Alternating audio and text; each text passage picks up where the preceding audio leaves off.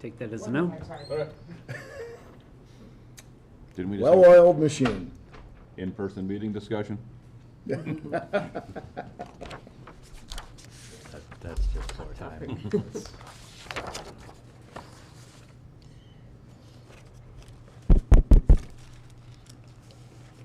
Well, she's just gonna have to be in here. She can't hear us. I can hear you. Can you hear me? Okay, yes. You've got us now? All right. Okay. The time is 5:48 p.m. and I will call this meeting to order. May we have roll call, please? Mayor Reichel, Here? Pro Tem Hanrahan, Here. Trustee Britnall, Trustee Klassen, Here. Trustee Engelhardt, Here. Trustee Poston, Here. Trustee Seifert. Here. All right. May we rise for the Pledge of Allegiance in a moment of silence. I Pledge allegiance to the flag of the United States of America and to the republic for which it stands, one nation, under God, indivisible, with liberty and justice for all.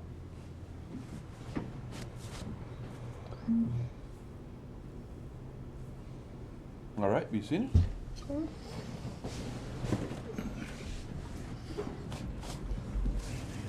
The first item on tonight's agenda is an executive session for a discussion of a personnel matter under CRS Section 24-6-4024F, an interim chief of police interview.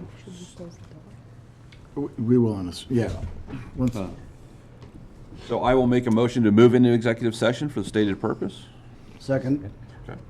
Motion by myself to enter executive session, seconded by Trustee Seifert. All is in favor? Aye. All is opposed? Motion carries unanimously.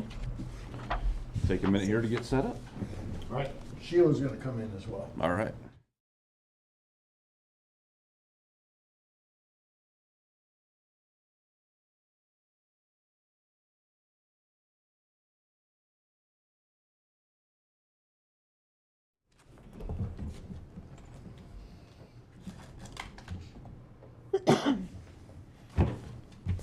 All right, Sheila, can you hear us?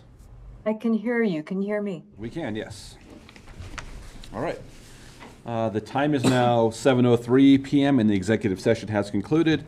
No formal action was taken in the executive session. The participants in the executive were, no one entered the executive session, no one left the executive session. For the record, if any person who participated in the executive session believes that any substantial discussion of any matters not included in the motion to go into executive session occurred during the executive session, or that any improper action occurred during the executive session in violations of the open meetings law, I would ask that you state your concerns for the record. None here. Seeing none, the next item on the agenda is public comments. Persons desiring to make a public comment on items not on the agenda, please activate the raised hand function in the meeting program. Or Sheila, any phone calls or emails in regards to non-agenda items? No, I did not hear from anyone today, Mr. Mayor, and I do not see any raised hands. Okay.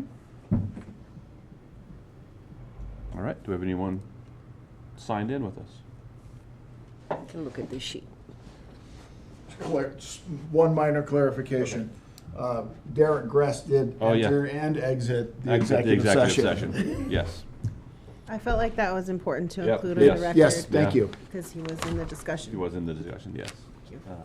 But then, did we have anybody sign in for public? Oh, yeah, that's my job, sorry. That's all right. Sorry, I No, you're fine. We do not have anybody that signed up to speak, except for those that are in attendance for agenda items. Agenda, okay, all right. All right, moving along. Next item is the consent agenda, which contains the minutes of the September 8th, 2025 Board of Trustees meeting. Item number 2 is to rescind resolution number 34, series 2025. And item number 3 is a resolution number 34, series 2025. A resolution supporting the grant application for Department of Local Affairs Local Planning Capacity Grant in the amount of $171,500 for a total project cost of $214,375 in order to hire a limited full-time employee to update the town's comprehensive plan and rewrite Titles 16 and 17 of the Silt Municipal Code.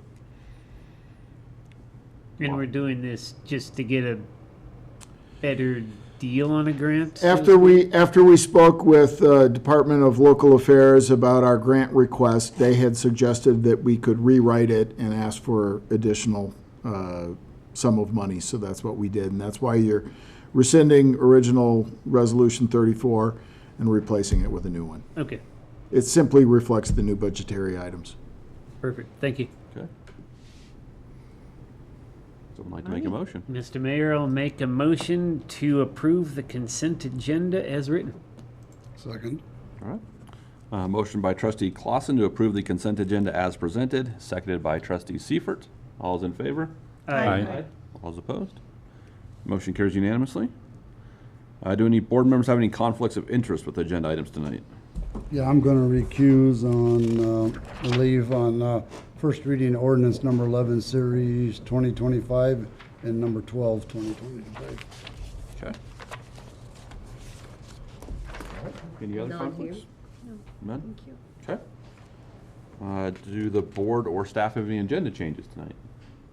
Nope. Staff is leaving us, so we're going to assume they have no I'm changes. going to assume that's a no, yeah. All right. Then the next item up is the Colorado River Valley Economic Development Partnership request for support. If you'd like to come on up, and I guess I'll let you rock and roll since Jim ran out for a second. He just knew I was coming up, Yes. so he's like, I'm tired of hearing from it. Good evening, Mayor and Council. My name is Alicia Gressley. I'm the director for our Colorado River Valley Economic Development Partnership.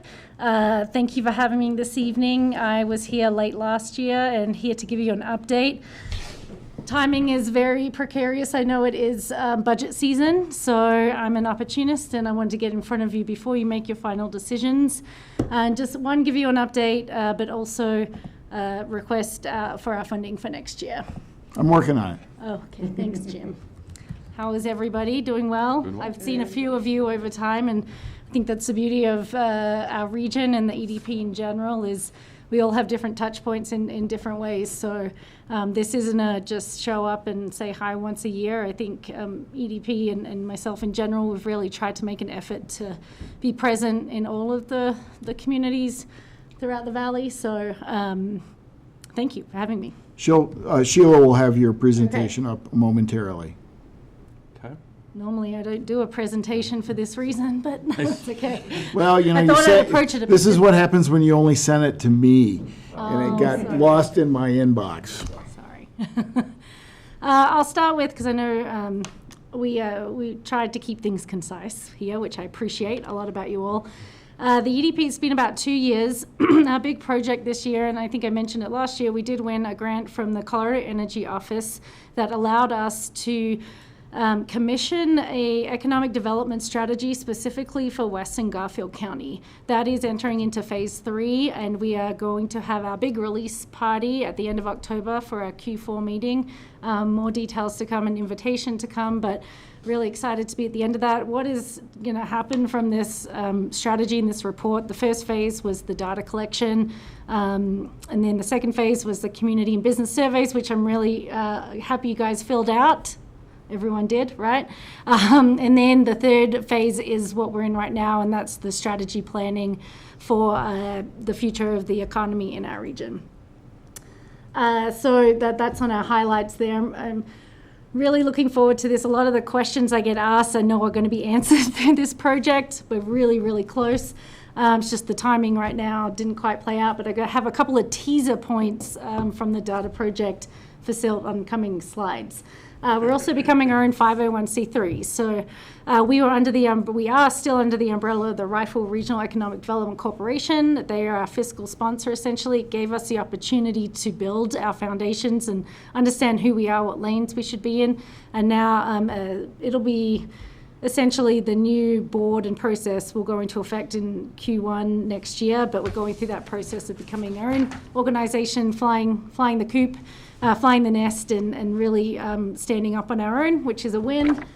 We did win a market study grant as well this year, which is for advanced industries. That's through the Global Business Division with OEDIT. That's going to be $50,000 to really understand the landscape of our region as it pertains to infrastructure, assets, inventory of what we have from utilities, So for Silt specifically, that could go into what you have that the city owns or what is around us or around you. Essentially, that could be shovel ready for potential industry or people to come buy in. We don't really have that as a whole inventory right now, so this grant will allow us to do that, and that hasn't started yet. Still working through the grant detailed scope of work, but I would assume 2026 that will start too. It'll also allow us to either apply for more grants or just be ready for when those people come to us. And we are the lead applicant for the Colorado Parks and Wildlife Regional Partnership Initiative grant. Several groups came to us and said, would you be the lead applicant for this? And after knowing what I know now, I may have said no back then, but I think because it is a lot of work and it's not easy. I'm never shy about saying this work ahead of us is quite difficult in the sense of this regional partnership initiative is not just even about land use or parks and wildlife or addressing the Colorado outdoor strategy as a whole. It's an opportunity for our region to really bring everybody to the table and have these difficult conversations, hash it out and understand what are our common ground and what are our compromises to allow for us all to live cohesively in this region. And we're the best group to do that. As much hard work as it's going to be, this is what the EDP is designed to do. So we have a presentation next week on that. We'll find out by the end of the year if we do win that grant. And that is to form the coalition. That's outdoor rec, that is agriculture, that's conservation groups, that is municipalities. Every stakeholder is coming to the table for this. And then just some of the projects we've been doing this year. Haven't been doing much, but the Ripple Effect is a leadership cohort that we've been doing with Colorado Mountain College. Transportation roundtable, which we actually had in here. It was great. And other conversations have come out of that as well. The Hearst Leadership Initiative, which we just started last week. I got to go to Aspen Ideas as a fellow, which was an amazing bucket list for me, but also great exposure to some different groups. We're starting a revolving loan fund for the region, which I'll have more information in the coming weeks just of how it'll always be available to the town of Silt and people and residents in Silt, but we're building an extra value add for municipalities that if you contribute a certain amount of money, you can set parameters on how you want that loans to be given out. So more to come on that. Startup Colorado we're working with. They're bringing their ideas factory to the region next year at their cost. They've identified and have chosen our region to bring their programming to. Elevate Quantum, which please don't ask me what quantum is. I still don't know, but we have great connection with them. And that is, Colorado and even up to the federal level. So we have the ins with that and workforce development. The wildfire economic recovery we're a part of. Food systems is a big one for Silt. I would love to build an indoor farmers market here in Silt somewhere, but that are pipe dreams. But food systems and agriculture and the future of agriculture. We're on the Airport Business Master Plan Committee, which is a big representation for our region. And Silt, your community is impacted by the airport, and we're here to be a voice of how to maximize on the opportunities out there, but also to say, you can't just bring in everything. Here's some community feedback as well. And we're on several advisory committees throughout the region. So we've been busy and we're working. You can go to the next slide.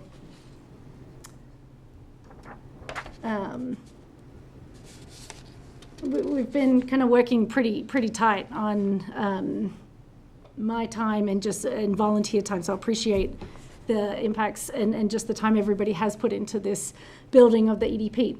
So these are kind of my sneak peeks from the data project that I wanted to present. Again, end of October, save the date. We will have the full report available. But this one here is Silt's share of Western Garfield County's economic output. I think we always knew it, but now the data is pointing towards it. Agriculture in Silt and agriculture, one and the same. It's the biggest, has the biggest share of economic output for the region. Manufacturing mining is another one, wholesale retail and owner-occupied spending, which I'll speak a little bit to after this as well. But from this, how I see it, our role is to how do we support Silt and agriculture as an industry and go from what it is today or what it has been in the past and evolve into what it can be into the future as well.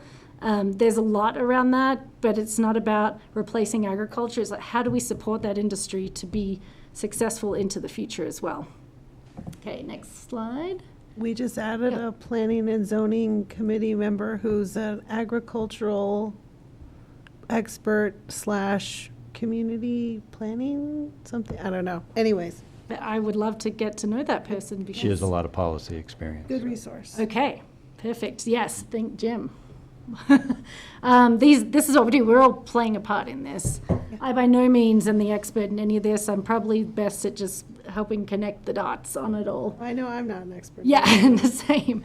So this one is an interesting data point. So the grant is the Colorado Energy Office, and part of their goals is to understand how do we reduce greenhouse gas emissions. The EDP is better jobs closer to home, less cars on the road, lower greenhouse gas. That's, I think, how we won the grant. But we do have some of this in there. It's really interesting data that doesn't exist anywhere in the county or even in Western Colorado. That's what they've been telling me, that a lot of this is stuff that is going to be useful to many different industries. But the owner-occupied spending, despite the kind of bad number there, that is a little ominous, what they say is that a lot of your greenhouse gas emissions compared to economic output is from services that owners use within the home. So landscaping or snow removal or hiring services or products built in, shipping stuff in, mail, things like that. This data gives you like where could you find ways to reduce that greenhouse gas emission, but also whilst owner-occupied spending is a big part of Silt, it's not going to help you grow and become a more revenue driver. We need to look at other ways to bring revenue into the municipality area. So that gives us at least direction of what is working right now, and then how can we find other ways to bring and in or export out other economic drivers. So that's kind of where that one points to. It's not very fun data point, but I thought it was a good one to mention. This one, we're doing the survey on the town rating survey, and this is consistent with Newcastle as well. But childcare and entertainment options ranked lowest. This is the community voting on this specific. They made sure it was specific to the zip code, so they broke it out via zip code. K to 12 schools is in the middle. Outdoor rec is your highest, so there's opportunity there. But it's very consistent across all of our municipalities. Kind of the downtown and childcare have ranked lowest. So that gives you tools to look at what do people want to spend your time and efforts on. That can be a good one as well. Okay, any questions on that? Great. Again, end of October, save the date. It's going to be a fun time. Can't wait to get that report out. So our 2025 financials, we had a total contribution of about $47,500 from municipal and the RE16 school district. So that comes under public funding. Thank you, Silt, for your $5,000. That was really helpful in getting us. It's about keeping the lights on and getting the work done. Then we had $11,000 in private contributions from members of the community. And then we had grant revenue. We have a total of $240,000 through August 2027. Unfortunately, as you know, with most grants, it goes towards specific things that can't really pay for operating costs. So I say this as like, I'm all about working on a tight budget where we don't need to spend a lot of money on things that we don't need. But it isn't enough to keep the lights on as we move into becoming our own 501c3. We'll have a lot higher operational costs, legal, insurance, accounting, things like that. So I am working on trying to increase that. And I understand better than most the impacts from the federal and state levels municipalities are facing and having to cut expenses in your budget. I also work for a major corporation, publicly traded corporation, and they said to us, you can cut expenses or increase revenues. So I'm all about increasing the revenues, and that's what the EDP is here to do. So for us to exist and through your support, we want to find ways to increase revenues. You can go to the next. Oh, also we became a contribution project, and I can speak more about that if people have questions, but if you as an individual or you know an organization or a company that wants to contribute to the EDP, you can get 25% tax credit, state tax credit for that contribution. because we are officially a contribution project. Everybody loves puppies and babies, so there's my puppy that we got this year, just to add to the chaos of life. But we are asking for $10,000 from our municipalities this year.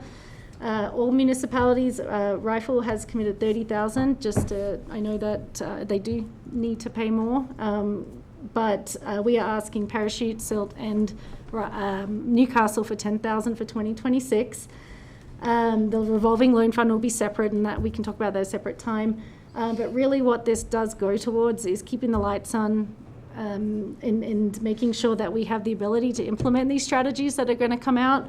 And this is a long-term investment. This is the long game. We are not a turnaround. I think we've already made good strides, but we're the 30,000-foot view. We're the long game. We also want to continue to be a hub for resources and accurate information. That's what our website serves as. In order to do that, we just need some funds to keep it updated. Go ahead.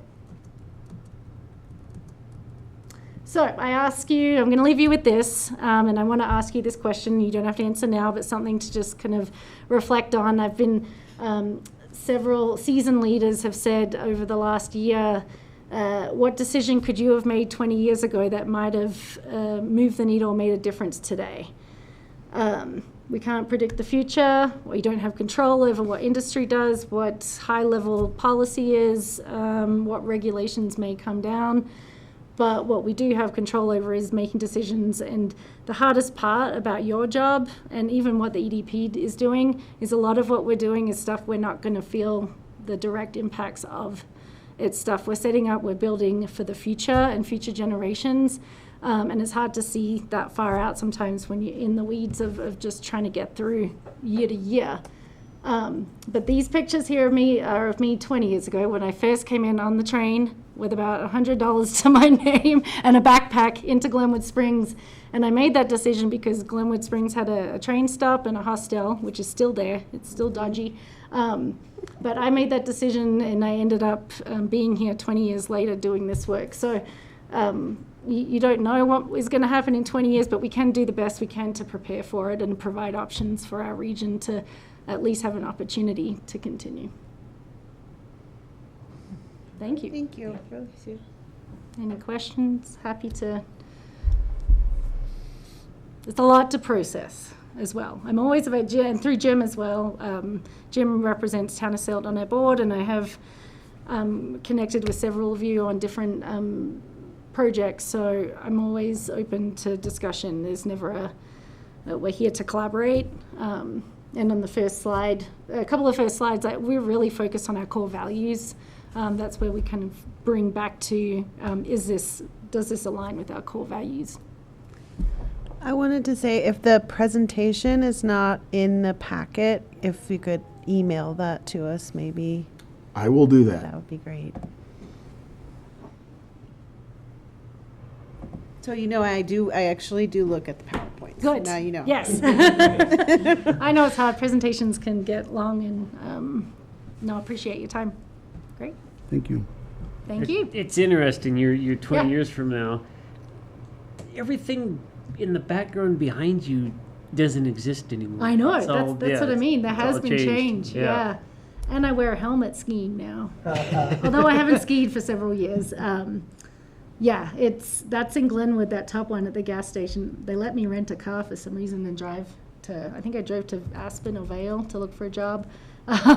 You've seen half the drivers around here, they let anybody. Yeah. It was a little, it's the other side of the road too, mind you. So yeah, that was an experience. But.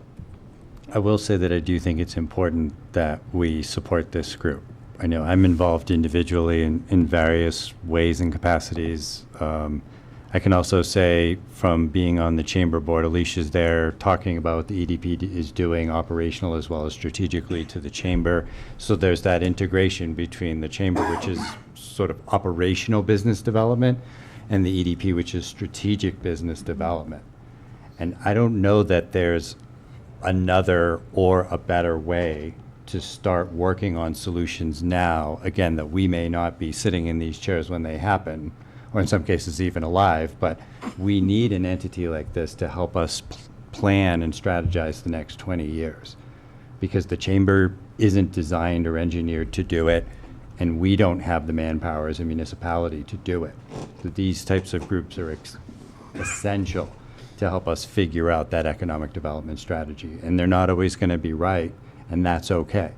Because with that much lead time, we can pivot to the things that are impactful, and that data at the end of October I'm looking forward to seeing. But I wanted to say that I do think it's vitally important that we support this group, because there is no plan B. The plan B is no economic development strategically. And we've discussed that at length, and it's not a viable answer. So if somebody has a better plan B, I'd love to hear it. Right. Well, and I think, I agree. I totally agree. And I think that, partnerships are really important, like you said, especially when us as a municipality isn't, one that jumped out at me was like the airport advocating with that issue. I just feel like the more partnerships we can develop when we're aligned on things, the better. So. There are we problems, agreement right? with what you're saying. The transportation roundtable, the chamber, there are what I call we problems. The town of Silt can't necessarily fix them or even address them. We're operations, we're water and electricity and policing and quality of life. But we need these relationships with these other groups to drive these other outcomes. Absolutely. Let us do the hard work for you too. That's the other thing is, you've got enough on your plate. You're all here and have other jobs and lives too. It's hard for individual municipalities to have experts or people doing this work that is so important. Lean on us to do that as well. We have an at-large seat seat on the board that Jim is currently filling. A council seat?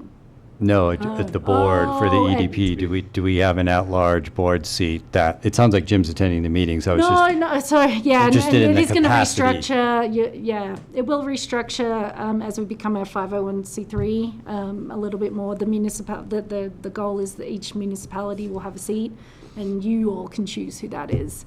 That's up to the town. So it can be a council member, it can be the manager, it can be whoever you think is best suited for that, and that will be up to the town to assign that person.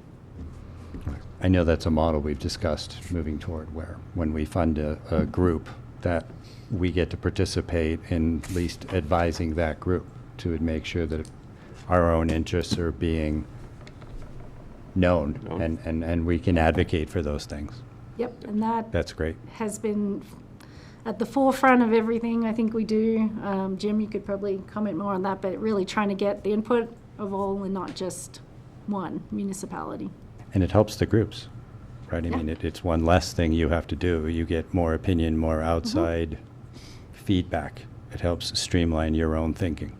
Yep, I love good feedback too, good, bad, and ugly. I think we put on the promotion of the survey. Now's your time. You say it. Everybody says their comments on different formats, but let's say it and do something with it. Okay. Great. All right. Thank you very much. Thank you so much, all. Thank you. We'll see you again soon. Mr. Mayor, I need to, if I can interrupt you for a second, I realized I was going to bring it up in the minutes. There is a mistake. It's got me down as being in the executive session. I don't know if it makes a difference. I wasn't there. I meant to bring it up before we approved it, and I just thought of it. Just sitting here all of a sudden, so I just thought if we need to do anything or different, or... I can remove Jerry from that, Mr. Mayor. Okay. All right. Okay, Thank you for I bringing that up. Yeah, I didn't even catch it. Okay. Next up is the Youth Zone Annual Presentation Request for Funding for 2026. Come on up. Hello, everybody. Good evening. Good to see everyone again. Thank you, Sheila from the Ether, for getting us on the agenda, and thanks, Jim. I was here 2 years ago, and I know many of you are the same faces. Is everyone the same face? I think I'm new since. Okay. Is Youth Zone new to you? No. Okay. And Lynn was here last year, so same as Alicia, we try to come once a year, especially for budget season. So we'll give you an idea of what we've been up to in the last year, and then we do have an ask of you at the end of the presentation. So, I always like to start, thumbs up, you're a Youth Zone expert, thumbs medium, you've heard about us, and thumbs down, you have no idea who we are, just to get a good idea again. I think. Okay, Yeah. so we got some mediums. Okay, good. So, Ms. Sheila, if you scroll down to our little map, we are based primarily in Glenwood Springs and Rifle, but we have satellite offices in all of the blue dots. So 2 locations in Rio Blanco County, every reach of Garfield County, and then Pitkin County as well. And this is Colorado's 9th Judicial District, so we're guided by state-level jurisdictions there. No office here in Silt. We typically have people go to the Rifle office just because it's a pretty established area. So, Ms. Sheila, you can go to the next one, please. Not much has changed in terms of our goals and outcomes. The idea is to minimize disruptive and criminal juvenile behaviors. So we work with kids 12 to 18, trying to address risk factors, trying to strengthen the family bond, which we'll talk about that in a little bit, supporting mental health, which we'll also talk about in a little bit, minimizing the amount of substance use that they're participating in, and then focusing on restorative justice instead of the traditional offender-focused justice system. You can go to the next one there, Ms. Sheila. Thank you. So our bread and butter is our survey, we call it. It's the Screener for Positive Youth Development. It's a, not trademark, but it's registered. I'm not sure what the difference is, but it's a 60-question survey that we have the kids do. And it measures their performance basically in those 5 areas. So we have them do it at the beginning of their work with us and at the end of their work with us. And that's kind of what guides whether or not we're doing a good job. And you'll get some data in a moment about how they're performing on those. You can go to the next one, please, Ms. Sheila. So I mentioned you'd learn a little bit more about mental health services and parent support services for families. This is a pretty comprehensive list of the services that we provide. Recently, we hired an in-house mental health service provider. She's a master's. Well, she's in the process of getting her LCSW. We also have an LCSW that is our clinical supervisor. So we've actually done a lot of quality development in the last year. I mean, I feel like the last couple of years we've just been really reforming the team in really strong ways. So yeah, we've got a mental health counselor. She just completed her MSW. She's going for her LCSW. We already have an LCSW on staff. So yeah, just the mental health services we're bringing those in-house rather than needing to do that contractually, which we've been doing historically. So that's been a really just a big step in the improvement of our services and care of our clients. Yep. Yeah. And then I mentioned family services as well. We've had a parent and community education coordinator for about 1.5 years now, and we're really kind of settling into the types of services that we're able to provide and that are necessary for parents and families in the area. Craft groups. Yeah, so we've rolled out CRAFT, which is community reinforcement, education, and training. So it's sort of like a Al-Anon. So people whose children are using drugs and alcohol, they come together and have a peer support network to learn about how to manage their children's drug and alcohol use, how to encourage them to find treatment options, and how to positively communicate with them. So we just started the newest round. It's a 12-week cycle, and it's totally free for participants. So, And we've actually structured that to our highest risk clients. Like we can, through the assessment he was talking about prior, we can rank them as, 1 highest risk, 2 medium risk, 3 lowest risk. And our 1 and 2s are for parents. We generally start with a mandatory, well, not mandatory, but we try to push for a consult, right, just to get the parents involved as soon as possible. Yep. Yep. Sheila, you can go to the next slide, please. So this, I don't believe, it has changed. Yes, it has. So when I was here 2 years ago, we were charging $150 for the clients. That was the only cost to the client. We've since raised the price, and we've also introduced a sliding scale. So, Mr. Mayor, I remember when I was here a couple years ago, you asked about skin in the game. And we were not doing a good job determining who pays how much and why. And so this sliding fee, we based it on Garfield County's income level, and based on where they fall in terms of the number of people in their family and the income of the household, it can go all the way down to zero. So that, I feel like, it was one of the biggest concerns that you had last time we were here. And so we're pretty proud about being able to do it with fidelity. That was something that really bothered all of us. And We've seen a surprisingly increase in that income as far as being able to get, Yeah. like, you know, we do give people breaks, and there's a lot of people who can afford it. It allows us to collect when appropriate with aggressiveness, so it's good. The cost of providing our services has not really changed. These are estimated numbers, so it's typically $2,000 for a 3-month program, and we like to put in here that detaining them in juvenile detention is about $66,000 for 6 months. So significant cost savings for the taxpayer. Last year, our budget was $2.2 million. We revised that mid-year. And this year, our budget is at $2 million. We may need to do a mid-year budget revision again, depending on general state of the economy. And Alicia showed her statistics about individual giving and corporate giving. We will just have to wait and see. Our state funding, we've been told by the state that everything for the next 12 months is almost guaranteed, and in some cases it went up. They've not had any ability to tell us whether we can predict the same sort of outcomes starting in July of next year. And that's, I know, the same at every municipality that we talk to as well. So, Can I ask a quick question Yes, sir. about the budget number? yes, sir. What percentage of the projected $2 million goes towards patient care versus client care versus administrative overhead? Yeah, so we keep the fundraising costs at about 10%, and then our administrative costs are about 15%. And I can get you exact numbers from 2024 calendar year. We've had that question before, and it seems like, well, it is, all of our program costs are salary costs. We employ, I think, 16 now, direct service providers. And so while it looks like we are funding primarily salaries, we are, because those are the people that are working with the kids that we work For with. caseworkers. Yeah.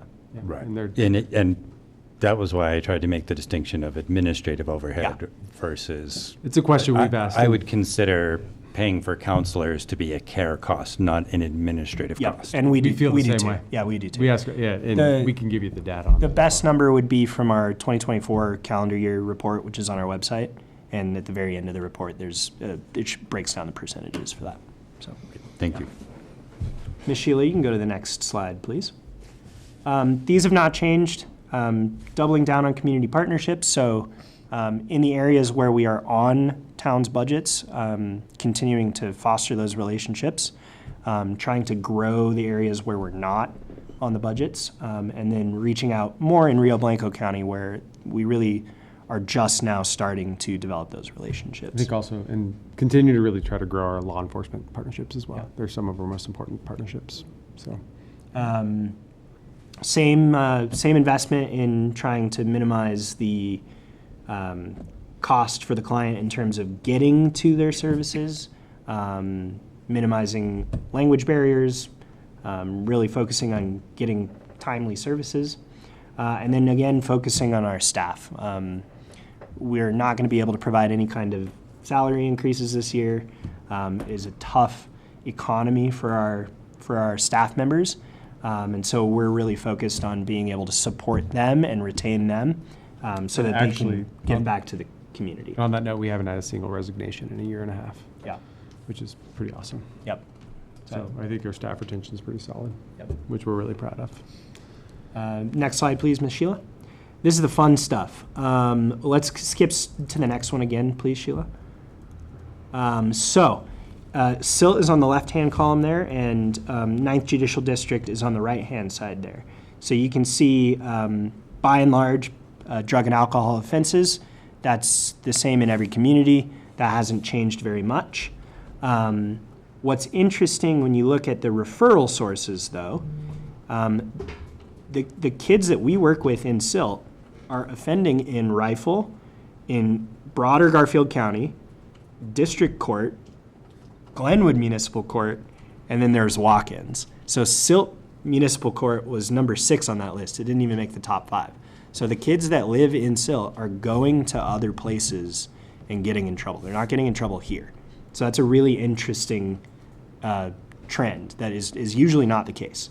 And then I also want to point out, Rifle Municipal Court, we receive a fee for service every time we work with a kid in Rifle Municipal Court. They pay us. They also give us a portion of the surcharge. So everybody has to go to court and pay their fee. We get a very small portion of that, regardless of who committed the crime and what it was for. So not just juvenile cases. Garfield County does about $75,000 worth of contributions to us. Glenwood Municipal, we also have a fee for service, so they pay us every time we work with a kid that offends in Glenwood Muni. So I just wanted to kind of point out so you have a frame of reference what those other communities are doing. Next slide, please, Ms. Sheila. And then, so we've got 28 kids that we worked with, 28 assessments, 27 kids we work with. So there was one kid in Silt that came back again over the course of a year. And CYDC cases are the most severe crimes where there's the potential that they could be sent to juvenile detention, possession of weapons, harm against others, felony level breaking and entering, trespassing, things like that. So that's good news that those severe crimes are not happening here. But like I said, they might be going to other places and doing that. And then, 100% of the kids that we work with don't get in trouble again while they're working with us. Yep. 100% of them finish the stuff that we put on their contract for them. And then this is not a great metric here. So organization-wide, half of the kids that we work with improve when they do their survey at the end.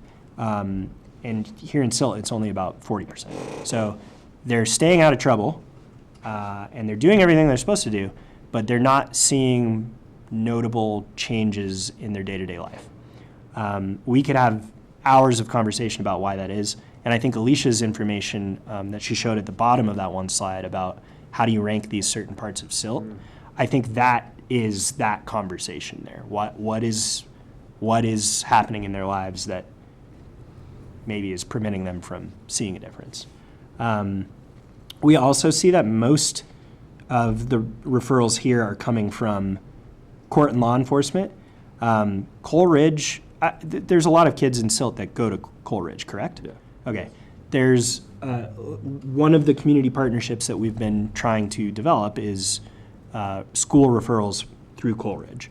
In other communities, we have law enforcement agents at the schools and counselors and principals that refer from the school as kind of a preventative measure.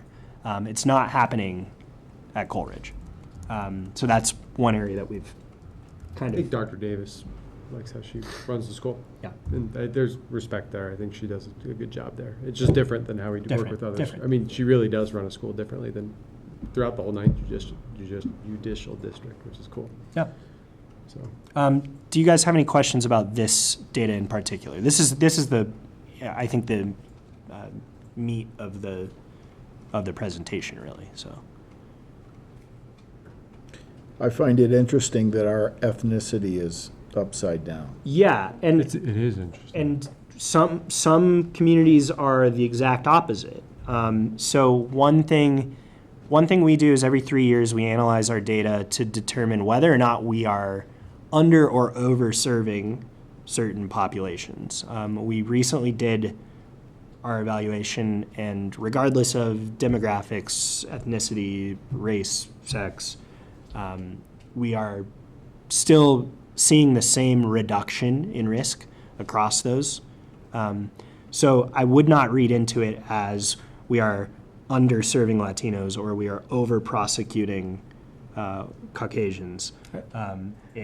I'd also add that just years of working, I've worked with teens my whole life. The cohorts are real. Yeah. You know, you get cohorts, you just get groups, and you know, certain groups of friends Do certain things. do certain things. But there could be larger things It could there. be, But yeah. it's always it's an interesting number. I mean, I was given a presentation in Newcastle, and they had the numbers in the opposite direction, and it was just, you know, it's a tough conversation. It's hard to really see what's going on there without more, you know, data through time. I think will help see, you know, through the years what that looks like. And what we always try to drive home to is that regardless, once they're working with us, they both groups of Yeah. kids see the same level of reduction in risk. Which is a benefit for the community.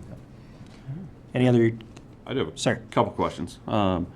Possession of marijuana is the highest. Yep. Do you guys track how much of that comes from retail versus? No, I would. So we have one law enforcement agent on our board, and I've never had the chance to ask him that, but I think about it a lot. I always wonder.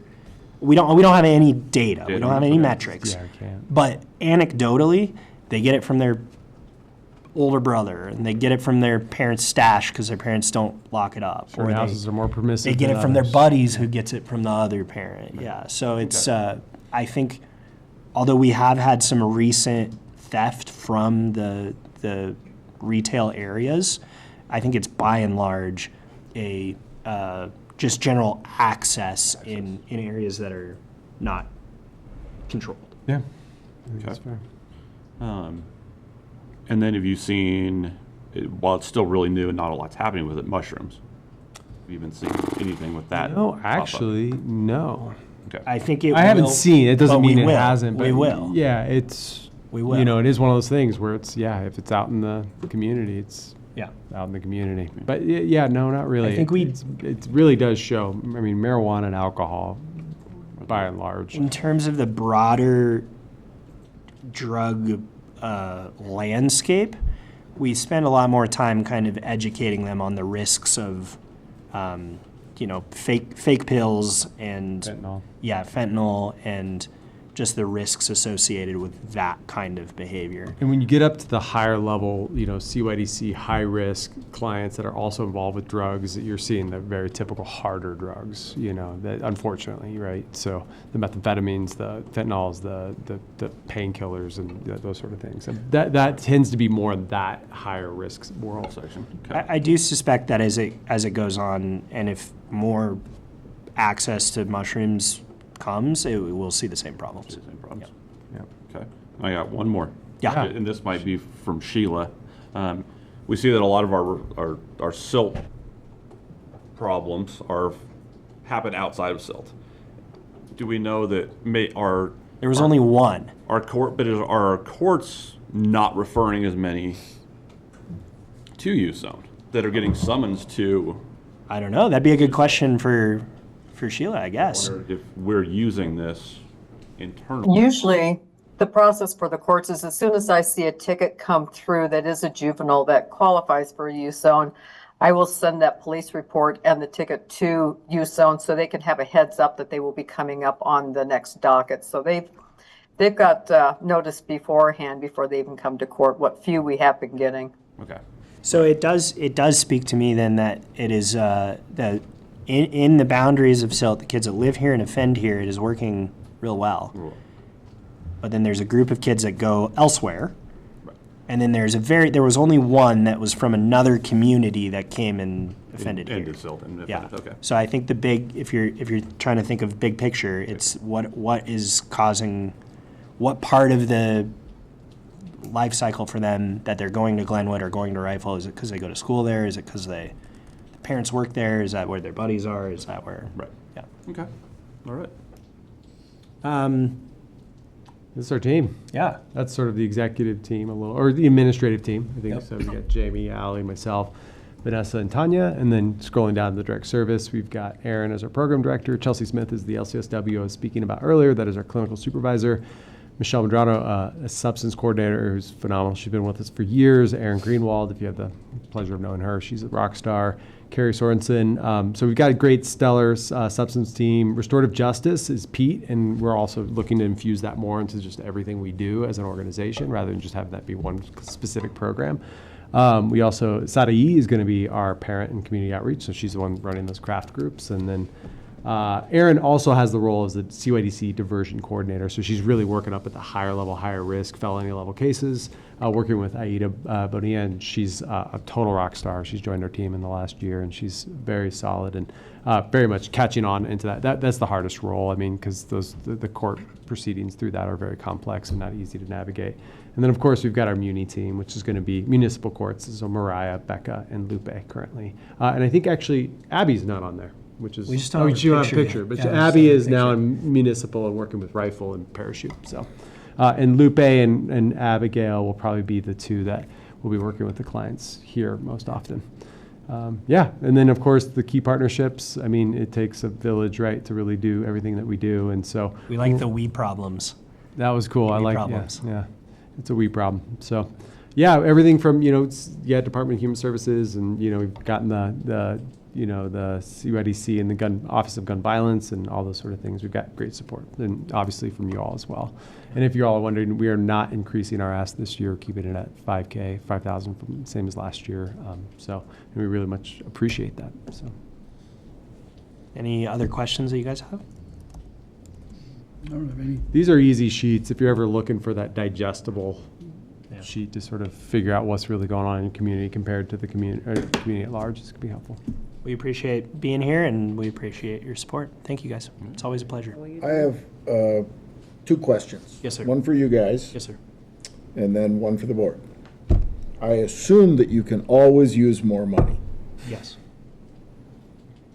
We are in the position where we do not have a location for our opioid settlement dollars to go. We have contacted the administrator of the opioid settlement dollars and asked the question whether, because Youth Zone works with youth, works through problems, whether we could park that money there. If the board is interested, we will bring you a resolution to contribute the opioid settlement money that we receive, which we have to put it towards some youth program, whether you would want to give it to USO.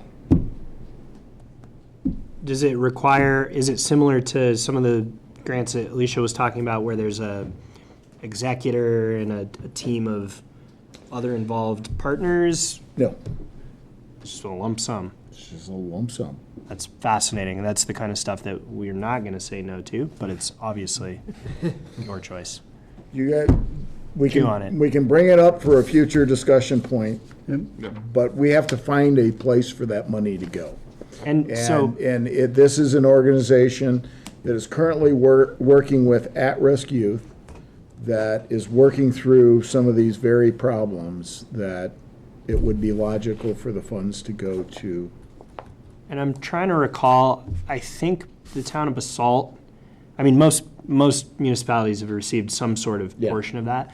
And I think the way the town of Basalt does it is they have some sort of fund that then generates income every year that we apply to as a grant cycle. So there's different ways that you can, Execute. manipulate it. Well, I wanted to say that I think this is probably the most effective form of crime prevention that we could invest in. It's working with our most vulnerable people at the most pivotal moment of their lives, and crime prevention means tax money savings, reduced trauma on our citizens, all kinds of things. So I think it's really important. I think, you have lots of feel-good stuff, but for practical reasons, we should be investing in this for our community. That's my strong opinion. Thank you. And that's the right term. It's an investment. Right. It's not just something we're paying for in a transactional sense. Yeah. And we, even for the kids that, come once, twice, 3 times, over the course of their life, if they don't receive those services, it could be far more costly to the taxpayer.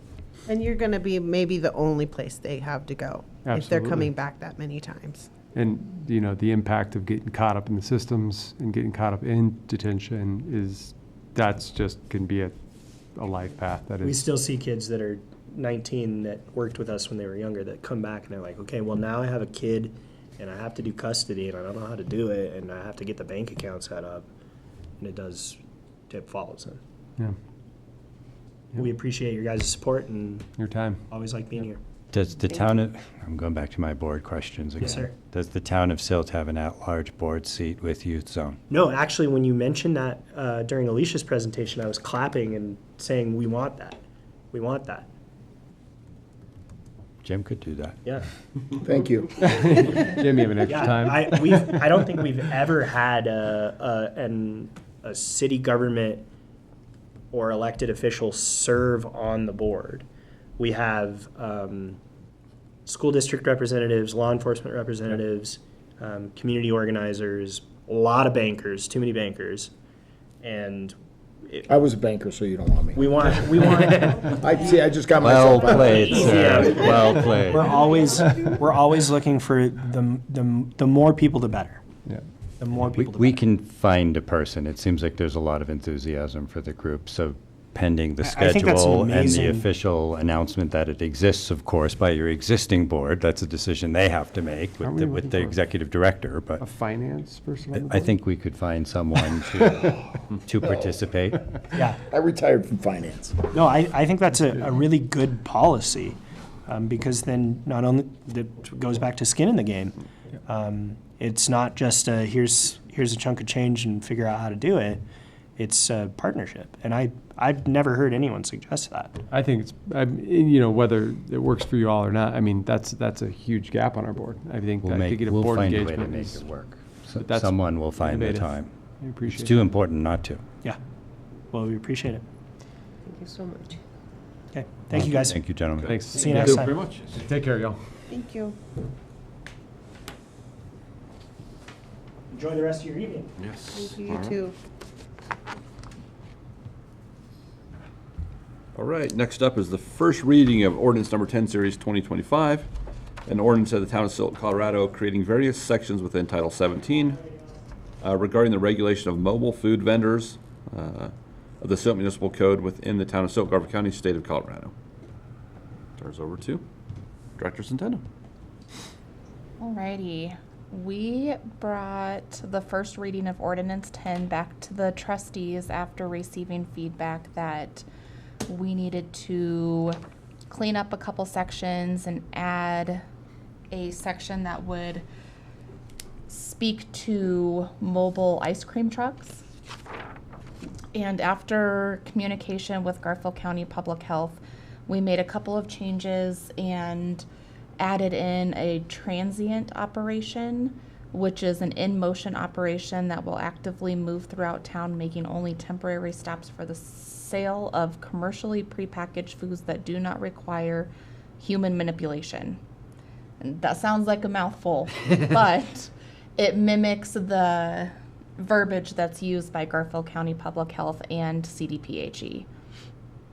So anything that's commercially prepackaged does not require the type of licensing needed to operate like an actual food truck that's parked for 3 consecutive days or less or more. And the human manipulation comes down to there's not an additional requirement. So like the way it was explained to me is Dippin' Dots require human manipulation because it's a package that's opened and it's somebody actually having to scoop it to serve it. Commercially prepackaged would be the popsicles and ice cream that a food or that the ice cream truck would be serving. Throughout the conversation that I was having with public health, we were kind of talking about what we had talked about a little bit of what if there was a mobile truck driving around trying to sell tacos or, driving down Taco Tuesday. But with the way that public health requires any food truck that's serving human manipulated food to operate, they would not be able to do that mobily. So they wouldn't be able to have on a grill or a fryer or the electric the way that it needed to be or the running water the way that it needed to be in transit. So the transit operation really does just boil down to ice cream trucks, and if somebody were to set up, if they were going around selling prepackaged bags of chips or candy bars, or so it's anything that's commercially prepackaged. So that was the biggest change that we made. We did also add a definition for special event operation, which is a mobile food vendor participating in town-sponsored events or private events in which no retail sales will occur. And that would enable, if there was a block party and somebody wanted to hire a food truck to come in, as long as they're not selling to the general public, you would be able to have a private event like that with the town's approval. There are short-term operations, transient operations, event-related operations, and then fixed operations. Public Health did ask that we replace the specific Garfield County Public Health Department section with the Colorado Department of Health and Environment, just so that it covered anybody that would be licensed under CDPHE, since the new House bill now allows other jurisdictions to come in. So if they're coming from like the Tri-County area, like on the hook, they can come here and operate, but they don't have a Garfield County Public Health license. They have a CDPHE license. So we just cleaned up a little bit of that verbiage. And I believe that that's the biggest highlights. When it came to the removal of accessory structures, we tried to word it in a way that captured what Trustee Englehart was looking for. And the verbiage that we ended up using is that the town may require the removal of accessory structures if they are unsightly or not aesthetically compatible with the surrounding area or architectural design standards set forth by the town or governing documents. So I don't know if that encompasses exactly what you were trying to accomplish with that. I think it does. Okay. You know, like I had said, I didn't want us to have to prove that it was unsafe or like a nuisance, which is a legal standard. It's a legal term of art, right? So I think we want to be able to say, like, that's too ugly.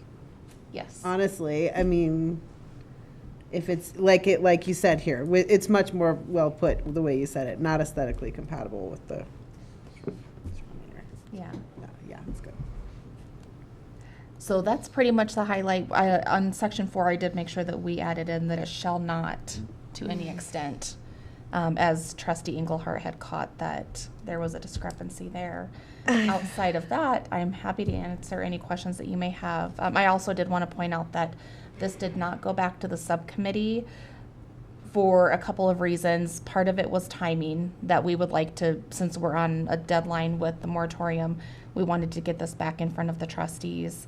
But also after contacting and having a conversation with Public Health, we didn't feel that there was a whole lot of discrepancy with what we were trying to use for verbiage that the code committee would really change, because we want to stay consistent with what our partners are doing in the Public Health Department.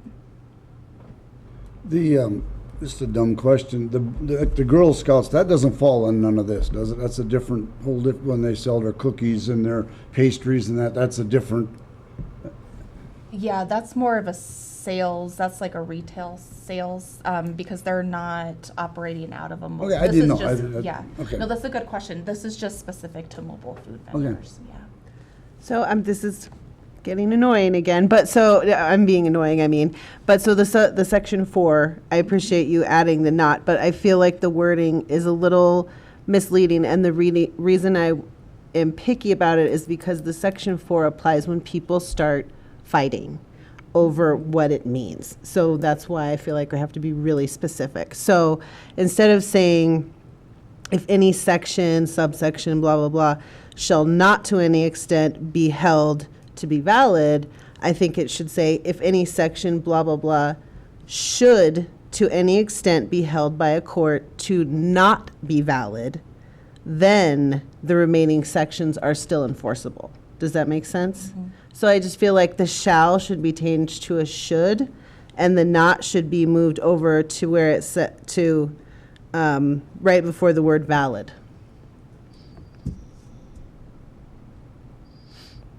Or you change it to invalid and remove the not.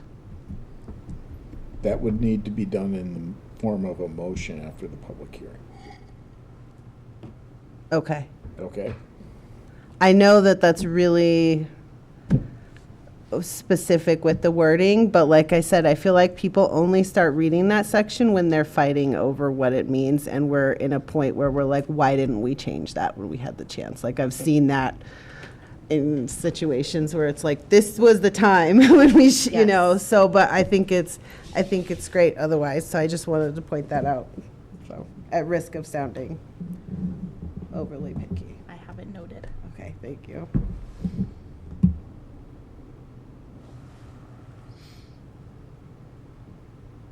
Okay. Anything else? I don't have anything. No, it looks good, yeah. I don't think we would have added much more in the subcommittee anyway. Okay, if there's no further, this is a public comment, so we'll Nope. proceed with that. That was my only question, is the Girl Scout thing. Okay. The time is 8:07 PM, and I will open up the public hearing for the first ordinance of reading number 10, Series 2025. Persons desiring to make a public comment on this agenda item, please activate the raised hand function in the meeting program. Or Sheila, any phone calls or emails in regards to this agenda item? No, I did not hear from anyone, and I do not see any raised hands. Okay. All right. The time is still 8:07 PM, and I will close the public hearing and open up to further discussion from the board or a motion.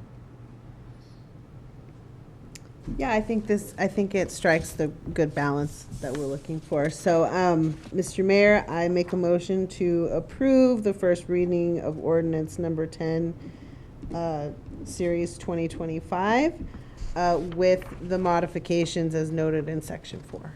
I'll second. Okay. Motion by Trustee Inghart to approve the first reading of ordinance number 10, Series 2025, with the noted changes in section 4, which I'm just going to shall not should be changed to should, Correct. and valid be changed to invalid. Right, and then just remove the not. And remove the not. Okay. And that was seconded by Mayor Pro Tem Hanrahan.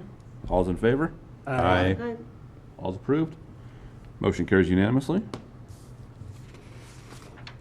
Okay. Jerry, this is where you're going to leave us? Yeah, I'm gonna step out for the next two ordinances. Okay. We will grab you when we are done.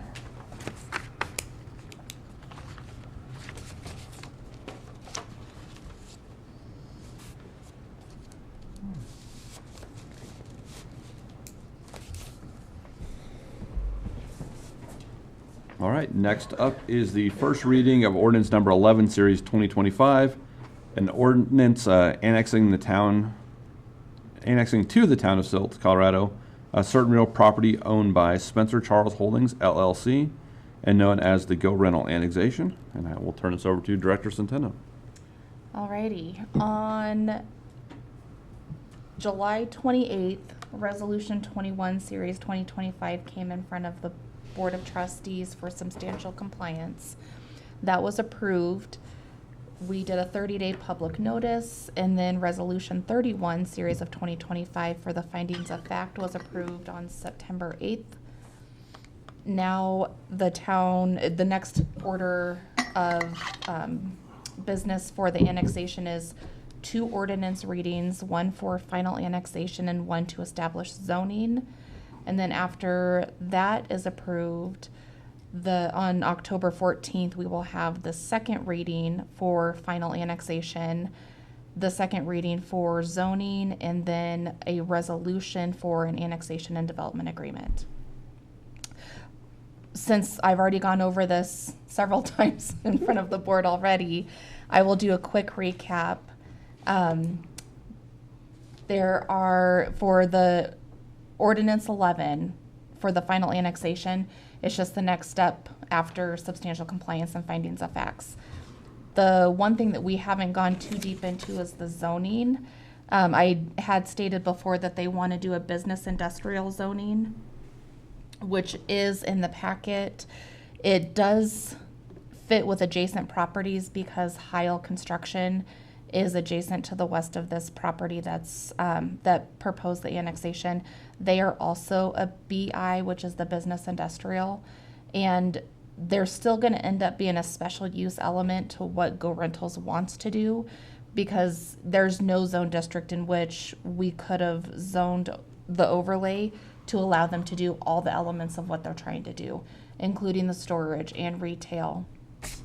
So there will still be a special use element, but the business industrial fits within the surrounding area and encompasses a good portion of what it is that they're trying to accomplish.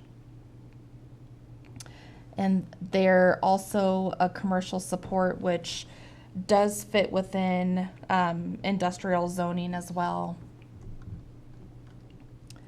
And I did put the schedule of uses of what it is that they're trying to do, just so that you can see exactly where within that BI zone district, what would end up being the special use.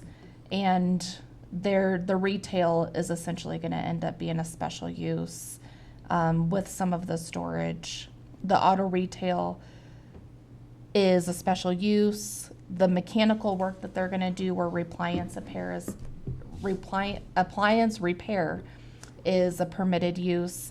And so there is some information within the staff report, but ultimately staff supports that they would be a BI zone district and that we would move forward with the first reading of final annexation, and look forward to bringing it back in front of you all on October 14th for the second readings and the annexation agreement.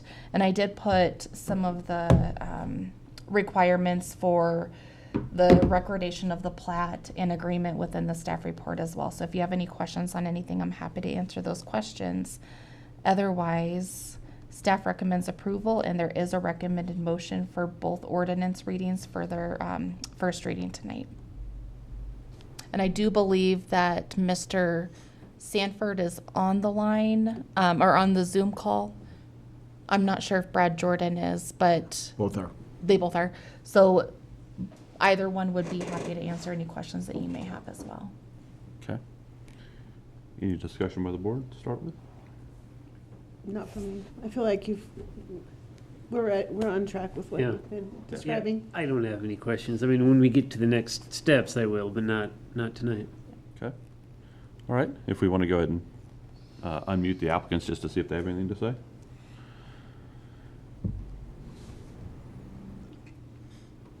This is Brad Jordan, and I'll just address that.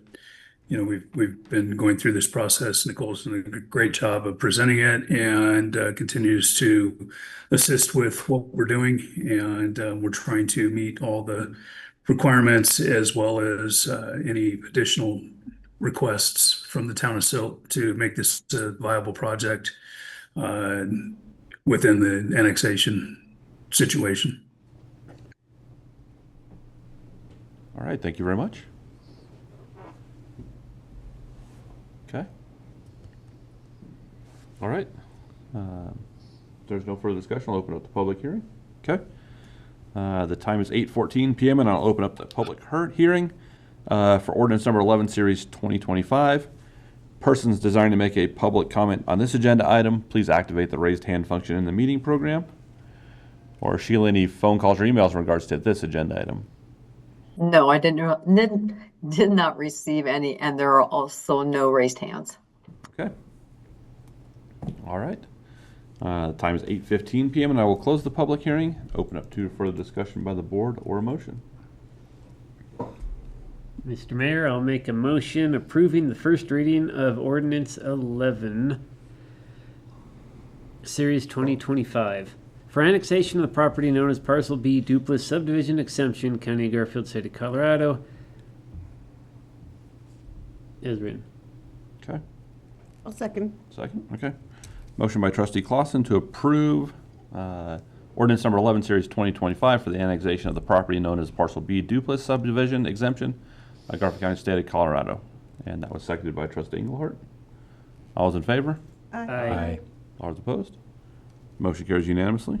And we'll turn it right back over for ordinance number 12, series 2025. An ordinance of the town of Silt, Colorado, zoning as business industrial, a 5.49 acre tract of land located on River Frontage Road, south of I-70 in Garfield County, known as Gold Rentals, within the town of Silt, Colorado. I think you've already gave us all our information? Yeah. I Okay. did both presentations together, yes. Okay. Efficiency. All right. Anything to discuss on the zoning? I don't have anything. No. Okay. Anything from the applicant on the zoning? I think we're good, aren't we, Brad? Maybe Brad's gone. No, I think we're good. Thank you. Good. Okay. All right.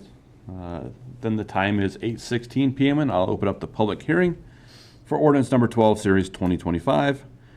Persons desiring to make a public comment on this agenda item, please activate the raised hand function of the meeting program, or any phone calls or emails in regards to this agenda item, Sheila. No, I did not hear from anyone, and there are no raised hands. Okay. All right.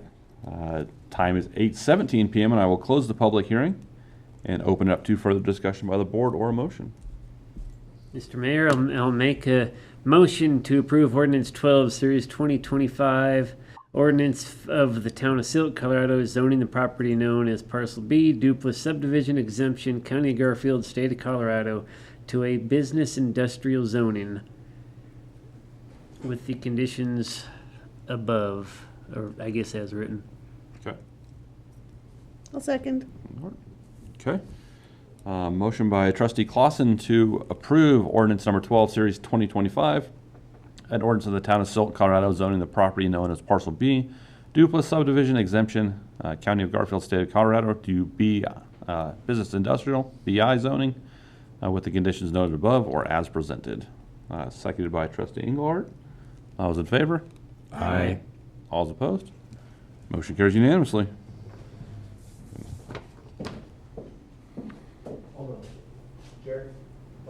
Good. Trustee Seifert back in the chambers and continue on. And to answer your question, you can't hear nothing out there with the door even open. That pop machine makes enough noise. Oh, yeah? With the door open, I couldn't hear nothing. Now we know. I think you're safe. Thank you for your Which is not gonna- investigative reporting. Yeah, it's on the payroll, I might as well make use. Nice. All right, the next item is resolution number 35, series 2025, in which we have a continuance requested by staff to the October 14th, 2025 meeting. Yes.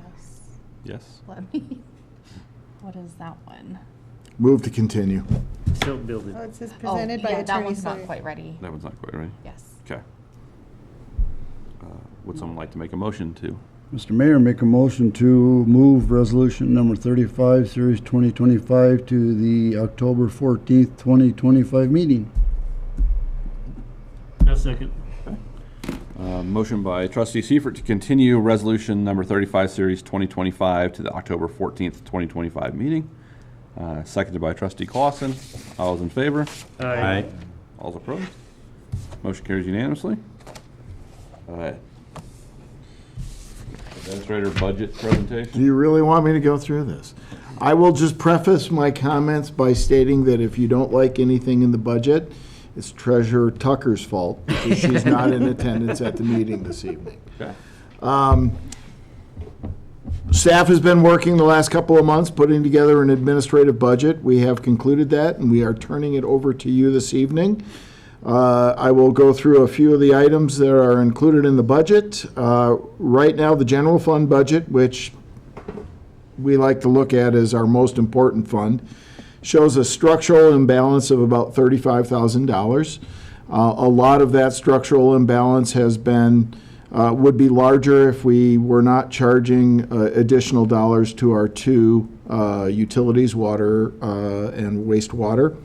There are a variety of items included in the budget. We're luckily see our sales tax revenue up rather significantly from prior years. As you'll see in Treasurer Tucker's Financial report, we're running about 14.3% above 2024 levels.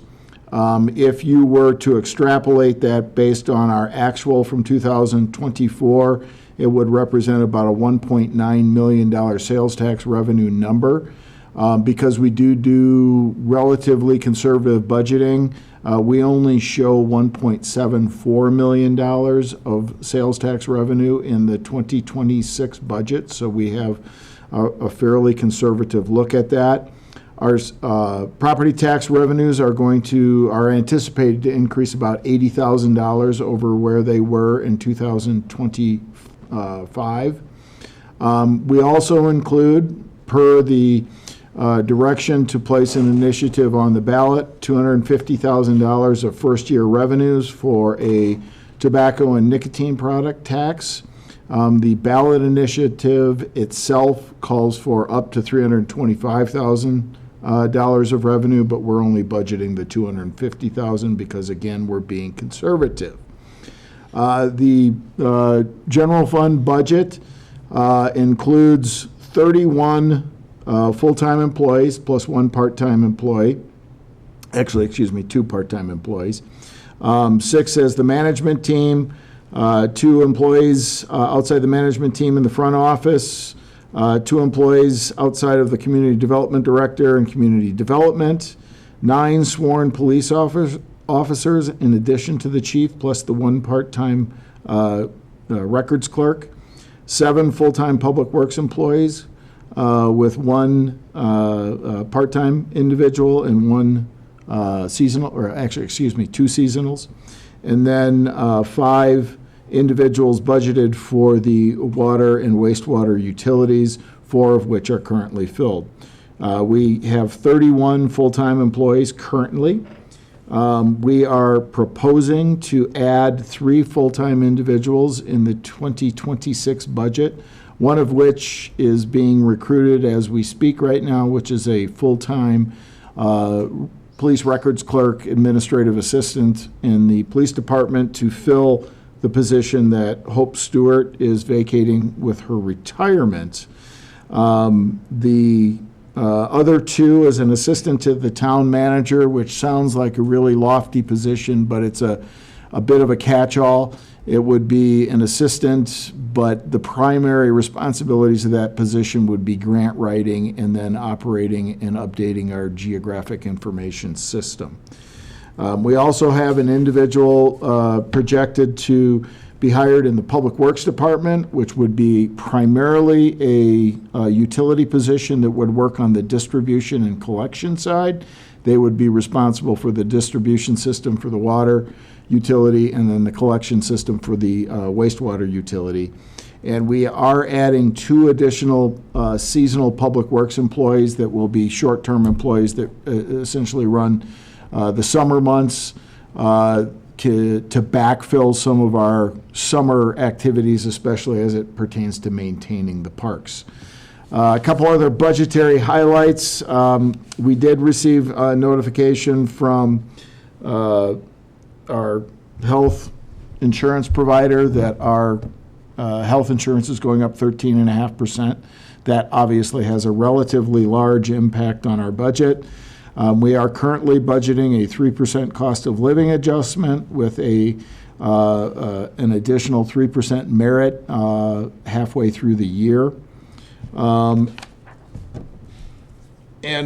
in reference to the tobacco tax, we have included the revenue line item for $250,000. We've broken that out where $150,000 would go to parks and park improvements, $50,000 for community recreation programs, and $50,000 for events. And that would round out the $250,000, which, as you recall, the ordinance specified that it would go to parks, recreation, community events.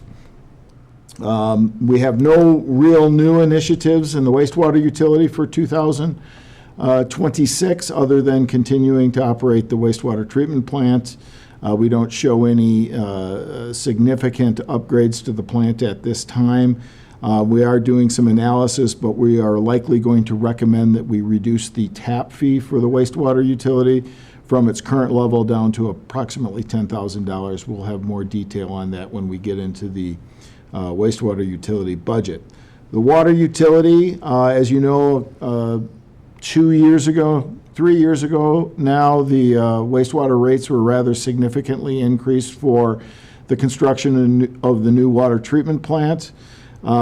We made the commitment at that time that we would not be looking at any increases to the water utility rates for a couple of years. This is the first year that the original plan was to look at a utility increase or a rate increase for the water utility, so our budget does include a 4% increase.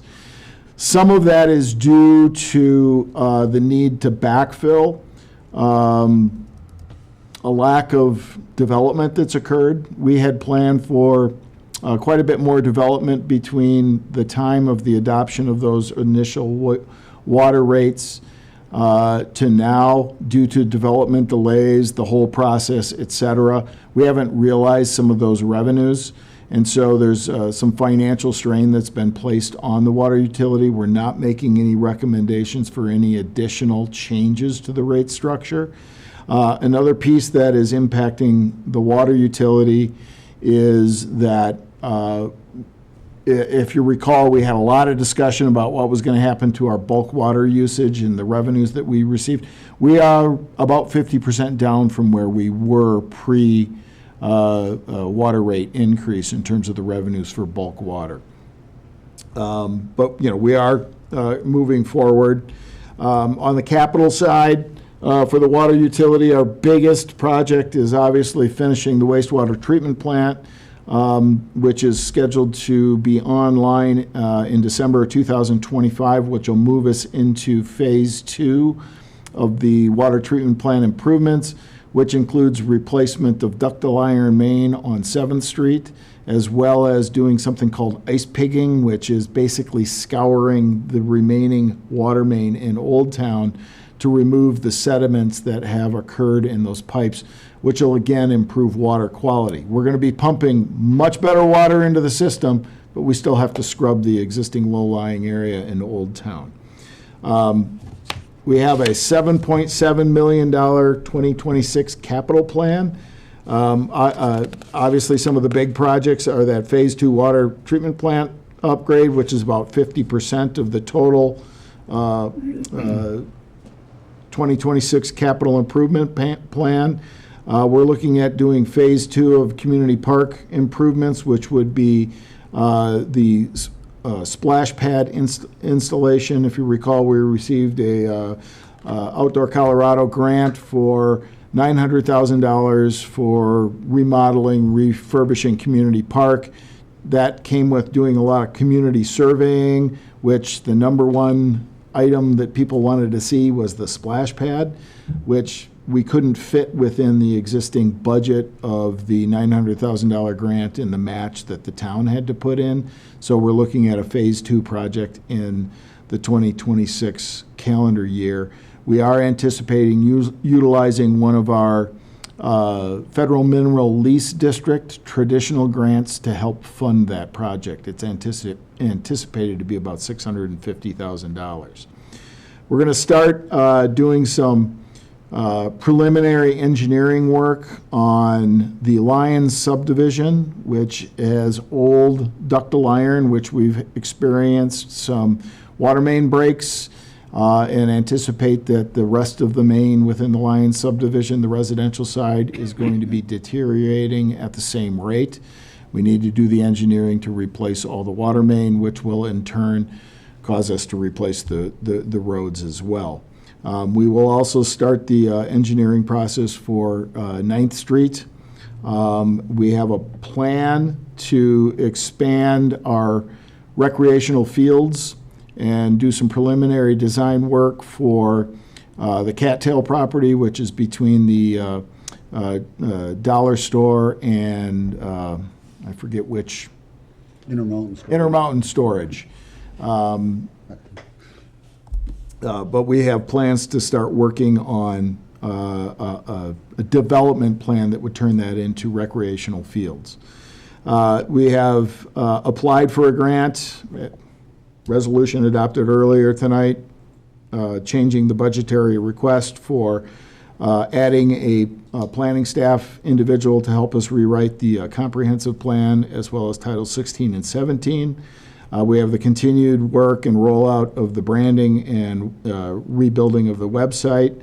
And probably one of the more important projects that we've got, that we have filed a joint FMLD grant with Garfield County Housing Authority, is the remodeling of the existing Silt senior housing, which we will find out in a couple of weeks whether we receive that grant and we would move forward.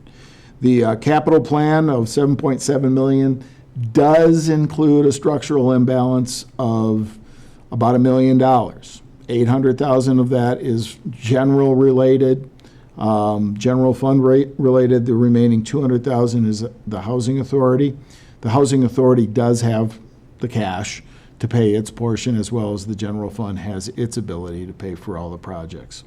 Unfortunately, when you look at structural deficits, these are unsustainable things to keep moving forward with. We have slowed down some of our capital projects in 2026 because otherwise the structural imbalance was going to be much greater, and we didn't feel that we could spend all those dollars and complete any additional projects in 2026.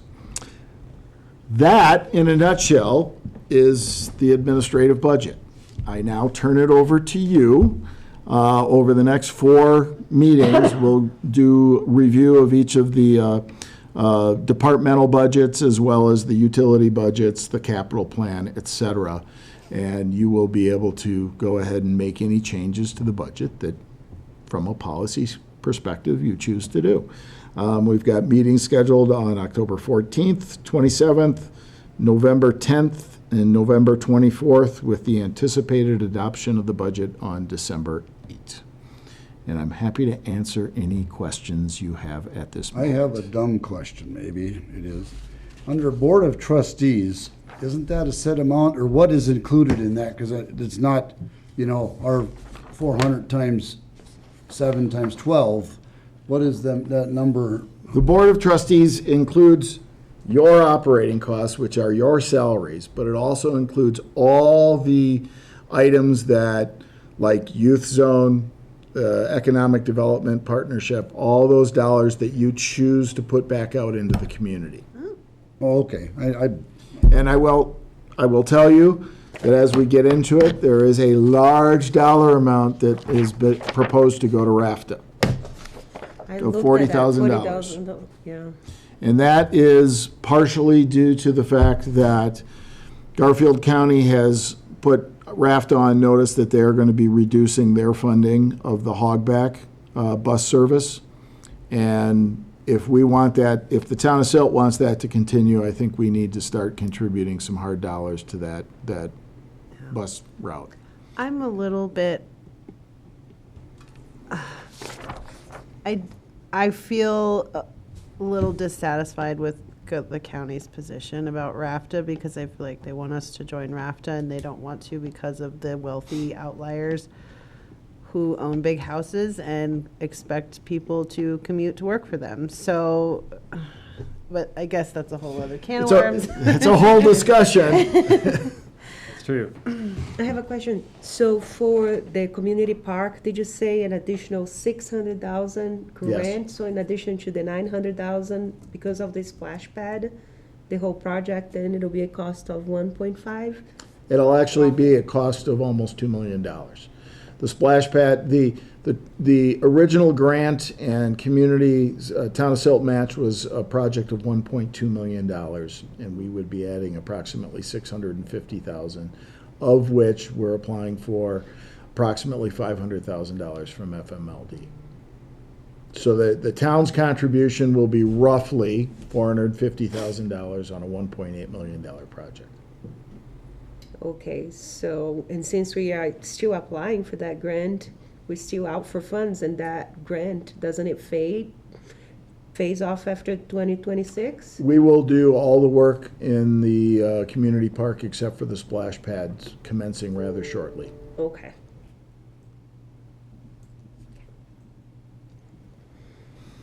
Are these meetings on meeting nights? Yes. Or, okay, so I'll get the email that says come at 5:15. I Yes, don't ma'am. need to start putting all this in my calendar right now. Correct. And then as far as the structural imbalance that you're talking about, I mean, you said, like, is that something we still need to work on fixing for this budget? Or do you feel like you saw it and you, for this year, have, $35,000 for the general fund is not a horrible I imbalance. feel like you just put that there to scare us. No. The scary part is that, and I think this is the bigger problem, and this, we had this as part of our strategic planning session. I brought up the fact that Silt has an impending revenue issue. Right now, Town of Silt operates with the lowest sales tax in Garfield County of the incorporated municipalities. We're doing the same thing that Newcastle, Rifle, Glenwood Springs, Carbondale are doing, Parachute are doing, and we're doing it with less dollars. And so there's going to come a point where the revenue imbalance is going to be too great for us to overcome. What we have right now to our benefit is growth in our sales tax revenues at 14.3%, or roughly 15%. That's because we're a growing community and we have a population increase, and so we're receiving more taxes. When that stops, our spending is going to have to be curtailed, because just keeping up with salaries, compensation, benefits is going to take a larger and larger portion of the dollars that we have available. And so that is going to be an issue. I mean, we have other major initiatives coming down the pike, whether it be the 7th Street Pedestrian Mall and Plaza and Bridge, whether it's the results of the space analysis that we have for our facilities, which includes Public Works in this facility, whether it, you look at park expansions, et cetera, park maintenance. Those are all things that are going to take real dollars, and we're going to figure out where the money's going to come from.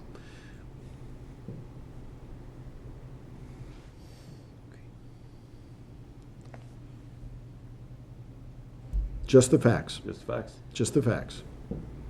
I think part of that is we need to, when we do have developers in here that we are counting on to make projects happen, we need to make sure we are vetting those developers that they can actually complete a project.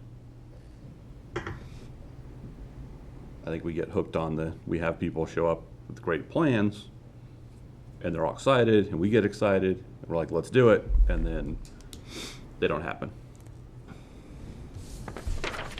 And then we're counting on X number of residents to grow in our calculations on what we're gonna make, and we fall short. The only other thing I have, without written approval from the Army Corps of Engineers that we can cover in the cattails, I do not want to waste any time or money on that project.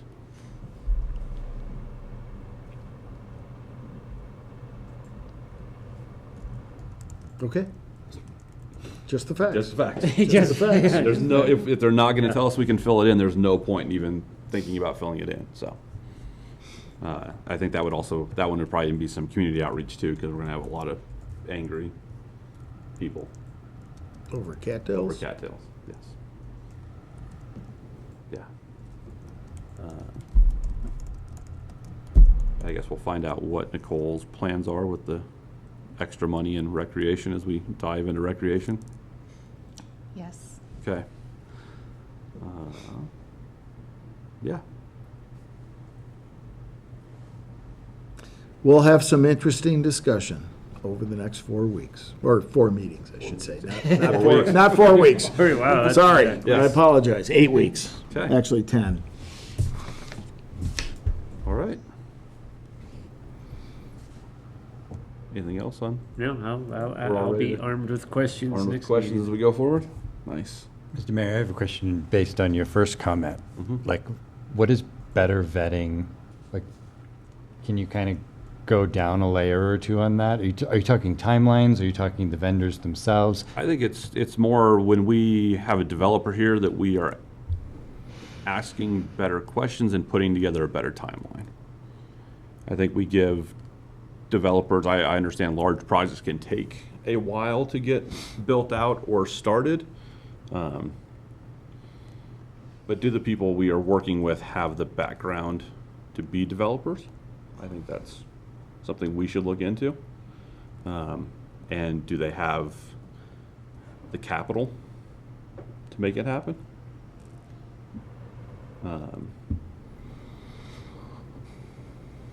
And then holding Paved them. Camarillo last week. So. I mean, we end up. How many years later? Yeah, how many years later? Yeah, that's Yeah, the. that's- I mean, there that's you the.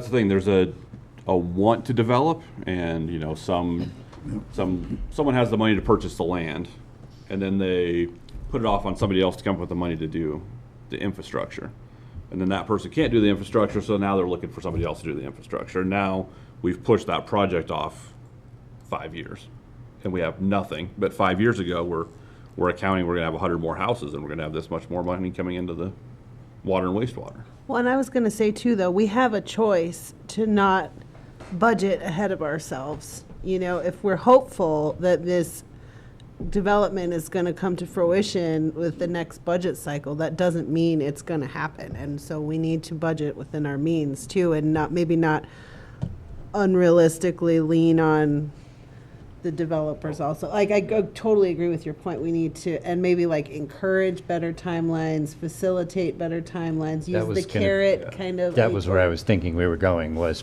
Sure. coming up with a reasonable timeline for this based on the scope of the development. They're not all the same size or the same complexity, but we should have the ability up front to say, given the scope of what you've presented, you need to commit to finishing in X period of time, or we look for developers B through Z. But just because, Or it goes back. They have to revert to either restart the process or good day, sir, find another municipality to do it in then. But I think just because they've made that representation, that doesn't mean we get to say, hey, guys, we've got 100 new houses, rooftops in the bag, let's budget Let's on budget that. for You it, know, yeah. that's our choice, where we're taking it a step further, I think, you know, if that's what we feel like we're doing, then. Well, and the you know. time limit could be stepwise, right? We could say that the whole scope of the project may be multi-year, but the first 3 steps, annexations if they're applicable, and drawings and plats and such, those need to be done in a subset period of time in order to keep the momentum of it, right? Because the budgets aren't poll numbers. They can't be plus or minus 5%. In that sense, it's difficult to create a budget. So we have to refine the way that we're pulling the numbers into the budget itself, which is vetting, which I agree with 100%, but I guess I want to think about the details of how are we vetting them. right, yeah. Of course, are you capitalized sufficiently to actually get this over the finish line? And then having timelines for the steps, or time requirements rather, for the steps of the development process. If you can't complete this step in 2 years, you're not a good fit for us. Right. And I think it's only going to get worse with housing regulations Yeah. that are being forced. And we want to encourage development, but not on an infinite timeline. Where the opportunity cost is too high. Right. Yeah. Okay. So do you get to do Treasurer Tucker's financial report for us? Yes. Okay. We'll move on to that if we're done with the budget presentation for now. You have the report in your packets. Sales tax revenues are up. I misspoke, not 14.3, 14.13. For the most part, expenditures are in line with our budget at this point. We're 2/3 of the year, 2/3 of the way through the year, and most of our revenues are at or above that 2/3 number, and our expenditures are fairly in line.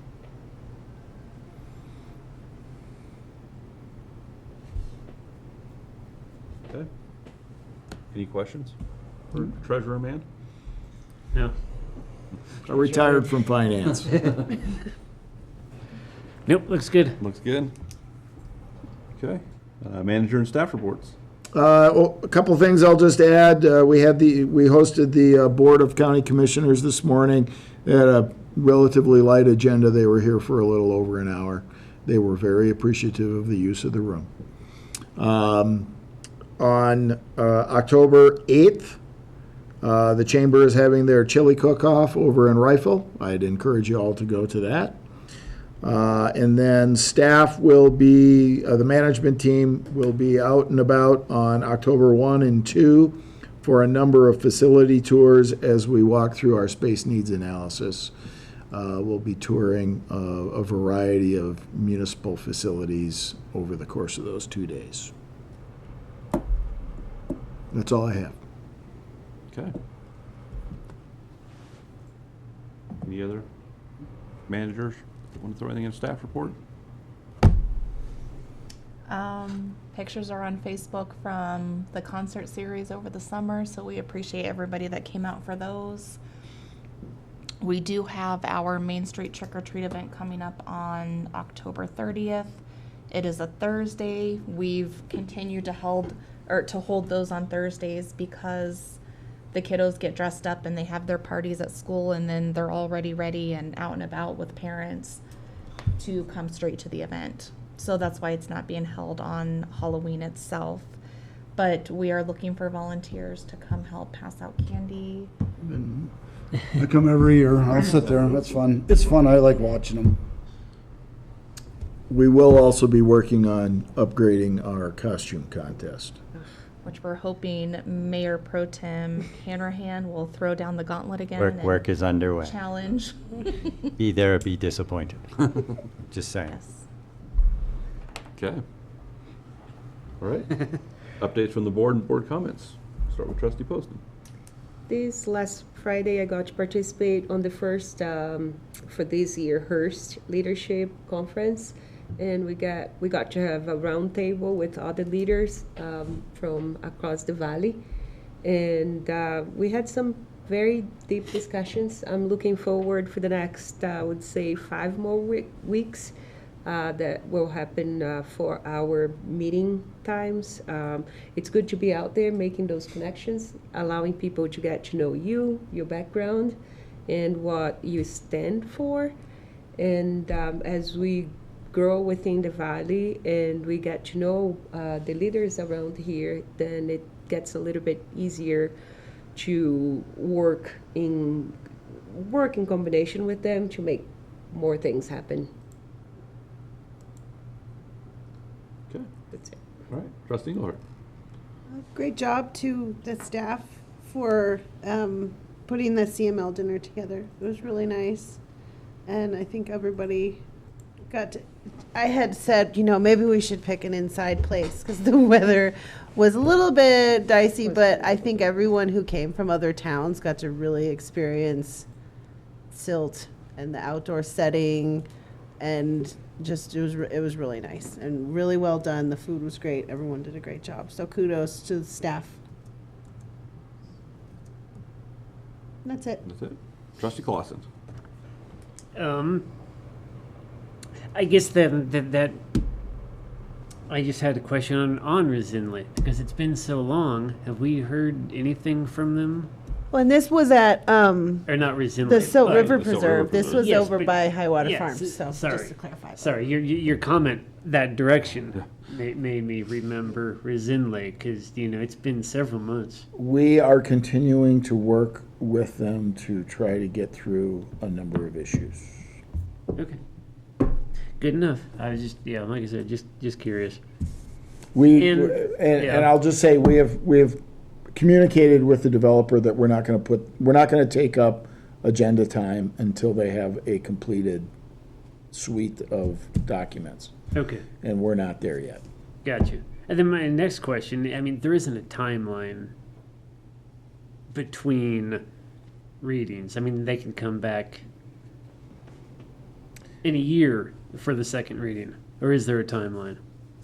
I think Attorney Sawyer would probably have to weigh in on that, but I think there would be a certain time frame where you would have to start over with the first reading. Okay, gotcha. All right. Thanks.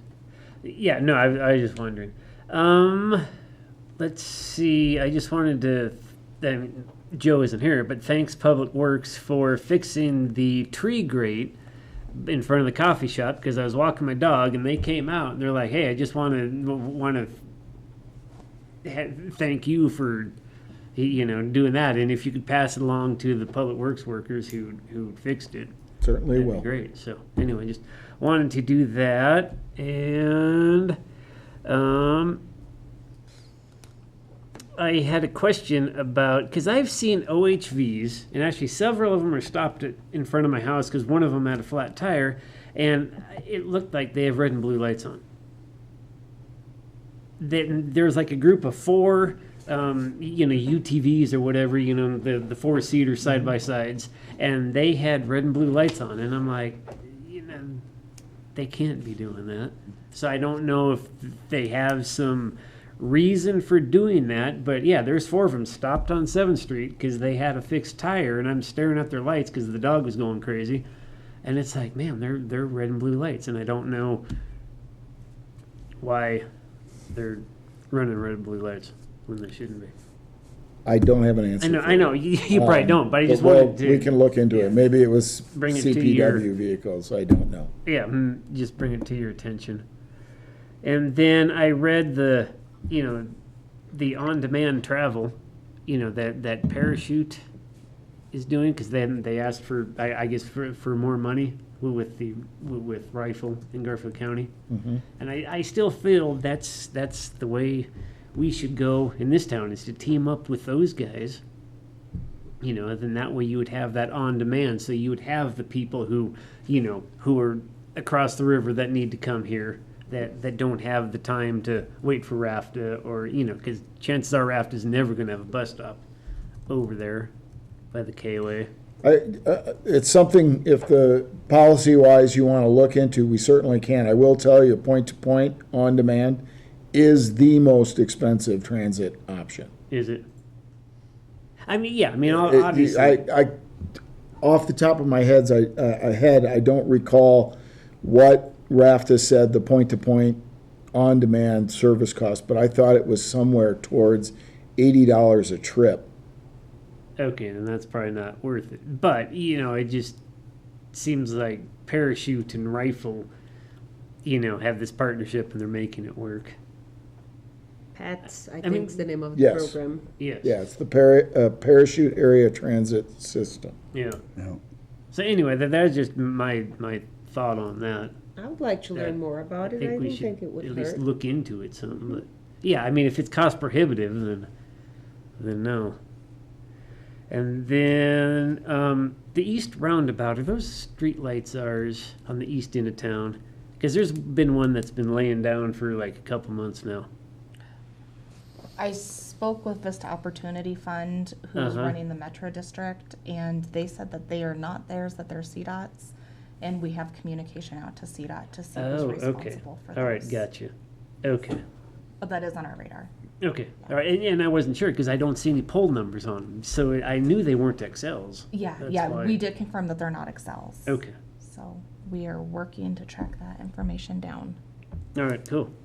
Thank you. And then the only other thing I had was I noticed, I mean, it's all cleaned up now, but the construction on 8th Street, that maybe Martinez Western needs to be a little more careful safety-wise, because that first day they tore everything up, they left all the jagged concrete, there from that sidewalk, and it had rebar sticking out and everything. And yes, there are barricades there, but they're not real well.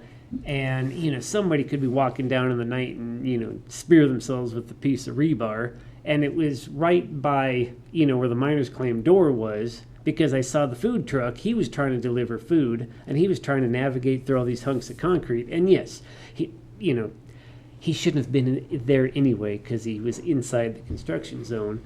But, and I walked through it once too, and I saw all the jagged stuff. And, that same day they had the barricades, but they weren't in front of the street. And then some guy in a truck, he just drove right through it, which he shouldn't have done that anyway because he could see the construction. But it seems like maybe it could be tightened up a little better to keep people out. I'll mention it to Director Lundin, but, you know, when the sign says road closed, you're not supposed to. Exactly. That includes walking in there too. I know. I'm exactly, just, you know, No, I just mention it. I agree 100%, but, We'll talk to him.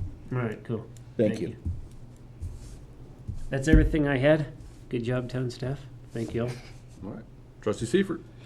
I do have, I think I mentioned to Joe once, but in front of the Shell station, there's 2 signs, they belong to CDOT. They've been down today. Sure enough, a pickup and a camper tried to make a U-turn into Shell, and that sign is gone. And there he was, hung up. And them 2 signs, there's one that says you come out, says no left turn, and the other one says no U-turn. And sure enough today, there he was, hung up over the top. There's no sign there, but common sense. But I know Joe was going to look into that, but they are CDOTs, but that's something we should get. Because, yeah, he had a back up and around, and he, tried to make it in there. And common sense, you would think you should know, but anyhow, that is CDOT, something that should be replaced. So, and I've seen people come out of Shell and take a left turn right into oncoming traffic to try and jog around. And that's the other sign that's missing. So. And the only other thing was, I wasn't here the last time, but had a lot of comments the night of the concert. A lot of people appreciate that. Was a good concert. So my wife and I even went. I even stayed up late that night.